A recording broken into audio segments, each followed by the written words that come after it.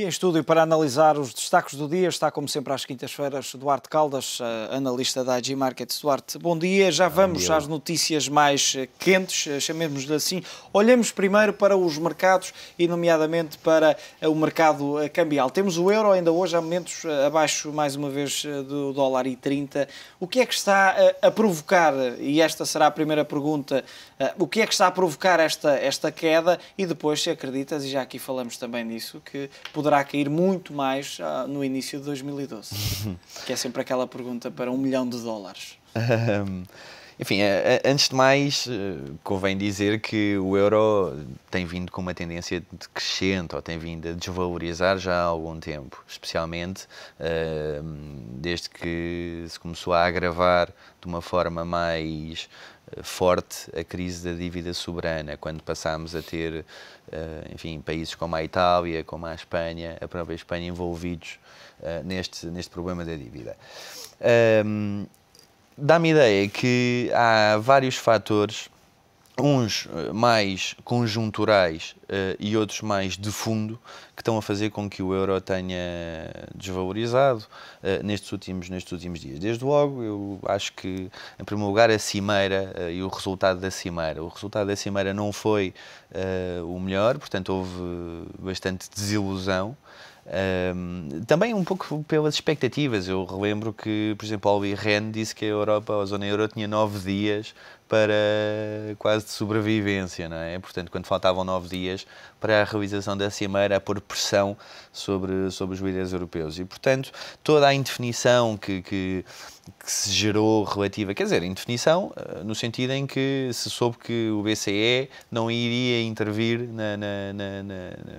enfim, pelo menos de uma forma mais forte ou mais sólida, desempenhando um papel de lender of last resort, portanto, na resolução da dívida, ou do problema da crise da dívida. E, portanto, esta indefinição relativamente ao BCE fez com que, ou tem feito com que compra, não compra, emite moeda, não emite moeda, portanto, procede, o quantitative easing não procede. E, portanto, isto tem feito com que, de alguma forma, os investidores estejam confusos e ficaram desiludidos com a questão da cimeira. E depois o próprio FMI, qual é que será o papel que o FMI vai ter, se não vai ter. E, portanto, tudo isto, não me quero alongar muito também por aí, mas tem feito ou fez com que os receios e as desconfianças relativamente à zona euro aumentassem. A tendência descendente ou as perdas do euro vão manter-se?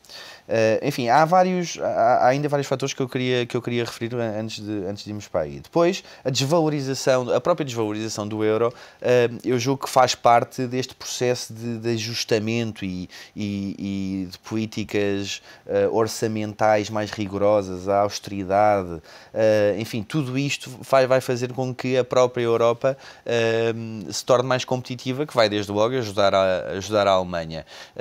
Eu aqui, enfim, gostava só de referir uma coisa, especialmente a Portugal. Quer dizer, Portugal neste momento tem o pior de dois mundos. Por um lado, tem uma moeda que continua ainda muito valorizada, que devia estar muito mais desvalorizada para ajudar as exportações, mas por outro lado, o facto de estar na zona euro, que normalmente seria uma vantagem em termos do acesso ao crédito, não se está a verificar, e Portugal neste momento está a pagar quase taxas de juro do escudo. E, portanto, por um lado temos uma moeda muito valorizada e, por outro lado, temos o acesso ao crédito muito caro. E, portanto, as condições para Portugal neste momento estão muito, muito difíceis. De qualquer das formas, esta desvalorização do euro, julgo que o mercado vê isto como o facto da economia se encaminhar para uma recessão a nível europeu tem feito com que, enfim, os investidores vejam isso como uma forma de apostar na desvalorização do euro, no sentido de tornar a economia mais competitiva, e julgo que também será um fator. Depois, a divergência cíclica entre a Europa e os Estados Unidos. Os Estados Unidos têm tido, apesar de tudo, uma resiliência. Os indicadores económicos estão a sair melhores do que o esperado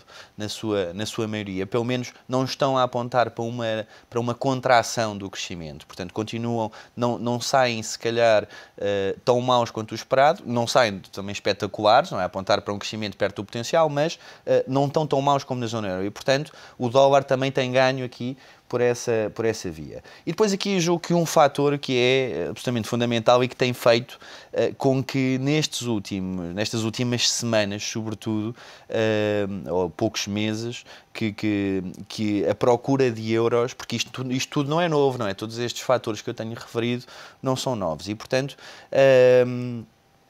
os bancos europeus têm tido grande dificuldade de acesso a financiamento em dólares, mesmo apesar da decisão de há 2 semanas de injeção de liquidez e da Fed ter aumentado as linhas com outros bancos centrais para o financiamento em dólares. De qualquer das formas, é notório a dificuldade que os bancos europeus têm tido em termos de acesso ao financiamento em dólares. E, portanto, aquilo que têm feito, ou que têm vindo a fazer ao longo destes meses todos, basicamente, é venderem os ativos que têm em dólares para receberem cash, não é? Portanto, para receberem dólares propriamente ditos, no sentido de, enfim, terem acesso a essa liquidez. Portanto, isso é um movimento, como já restam poucos ativos, é um movimento que, enfim, tem feito com que depois a transformação de dólares para euros seja menor. E, portanto, tem havido menos compras de euros por via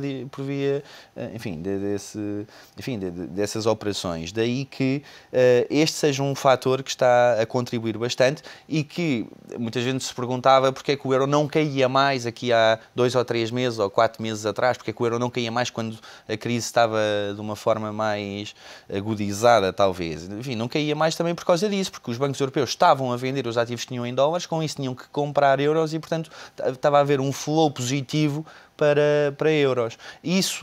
Essa quantidade, esses ativos têm vindo a reduzir cada vez mais e, portanto, agora, de alguma forma, parece que a pressão vendedora finalmente se impôs, ou se conseguiu impor, porque tem menos barreiras, nomeadamente essas operações. E depois um último fator que são as próprias diversificações dos bancos centrais a nível mundial, especialmente bancos centrais asiáticos, para euros, que também têm vindo a diminuir, também um bocadinho fruto da instabilidade. Olhando então para aquela pergunta que te fazia há alguns momentos atrás sobre as perspectivas para o próximo ano, o euro vai manter esta tendência e o mesmo será dizer, Sim. enquanto que esta crise não for resolvida em termos genéricos, o euro vai manter esta tendência de queda face ao dólar? Eu julgo que a posição ainda vai no adro, sinceramente, e portanto, especialmente no primeiro trimestre do próximo ano, acredito, isto é muito difícil de fazer prognósticos tendo em conta a conjuntura existente, não é? Porque não é uma questão de percebermos, que normalmente aquilo que nos leva a fazer determinadas apostas ou de recomendar determinados trades, basicamente é o fator mais clássico, que é a expectativa que nós temos em função da evolução das taxas de juros de cada moeda, porque isso acaba por ser, no fundo, o fator que tem mais força para a valorização ou desvalorização da moeda, o ciclo de taxas de juros. E, portanto, neste momento, em termos de ciclo de taxas de juros, não devemos ter absolutamente nada, não é? As taxas estão completamente paradas, enfim, na zona euro, inclusivamente num ciclo descendente, é possível que o Banco Central Europeu tenha que descer ainda mais as taxas de juros, abaixo de 1%, portanto, não será por aí. Temos, então, os riscos políticos. Sinceramente, acredito que os riscos políticos são muito elevados e, portanto, acredito que não faz sentido um euro-dólar acima de 1,30. Não acho que isto seja um caminho direto e completamente direcional, mas eu aproveitaria qualquer recuperação para um 35, um 37, talvez, se conseguir. Acho que são boas oportunidades de venda, no sentido de, no próximo ano, tentar apanhar um movimento até um 20, e julgo que o primeiro trimestre será, enfim, bom para aproveitar isso, porque enfim, será quando, à partida, quando os investidores vão estar mais receosos, porque depois, a seguir ao primeiro trimestre, segundo trimestre, e chegamos ali ao verão, já vamos ter o plano para as eurobonds apresentado pelo Durão Barroso e pelo Van Rompuy, portanto, e pelo Juncker, portanto, esse plano é capaz, e eu acredito que a coisa eventualmente vai passar por aí, daí que eventualmente no segundo semestre do ano, tendo em conta o pessimismo que nós vamos ter em função do primeiro, ou no primeiro semestre, o euro possa recuperar depois um bocado. Mas, enfim, tudo isto é completamente, enfim, especulação, não é? Porque nós não sabemos e os riscos políticos associados a tudo isto são, eu diria, altíssimos. Duarte, olhando muito rapidamente, porque estamos sem tempo já, para a questão do ouro, também tem vindo no mercado das matérias-primas a perder bastante terreno, e a verdade é que tivemos aqui e tem-se mantido a corrida ao ouro, continua a ser um ativo de refúgio, mas agora começa a sentir-se aqui uma certa... começa a vender-se algum ouro que está a provocar estas quedas, e a verdade é que, se a situação não se inverter, poderemos assistir a esta continuação de venda de ouro. Enfim, eu acho que pode acontecer. De facto, a pressão vendedora é forte. Eu achei muito curioso ontem, o ouro ontem caiu 3 e tal %. Aliás, foi uma queda global a nível das commodities, e o Rubini veio dizer aos entusiastas do ouro onde é que está o ouro a 2000 no final do ano.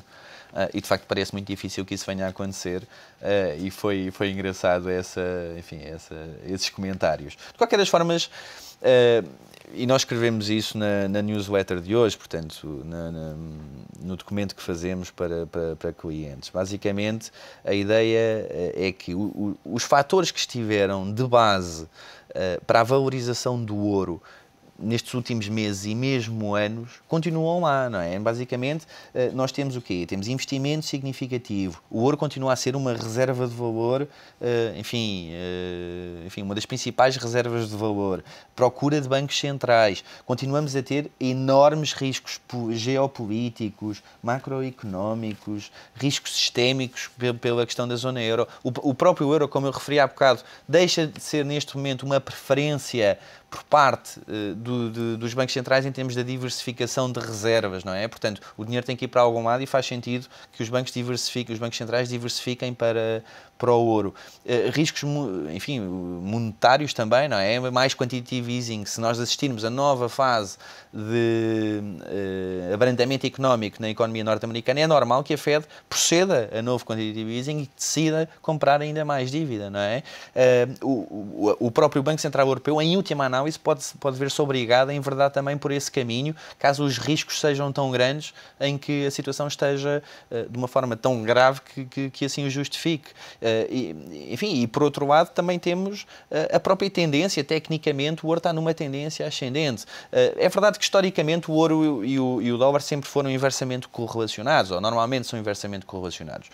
Quando o ouro sobe, o dólar cai, mas a verdade é que as correlações também foram feitas para serem quebradas, e é perfeitamente possível. Já tivemos esse momento no passado em que, mesmo com o dólar a valorizar, o ouro acaba por valorizar também.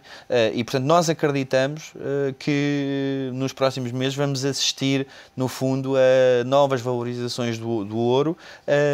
Quanto mais não seja pelo stress em que o sistema financeiro está, e que, portanto, o ouro vai acabar por beneficiar, por exemplo, daquele género de operações que nós assistimos há 2 semanas atrás, nomeadamente a injeção de liquidez em dólares por parte da Fed e o aumento das linhas com os vários bancos centrais. Portanto, continuamos a achar que o ouro está numa tendência positiva. E vamos ver também na próxima semana, Duarte, como é que foi este ano 2011, não apenas para o ouro, mas para outras matérias-primas e para outros mercados, com um outlook então na próxima quinta-feira.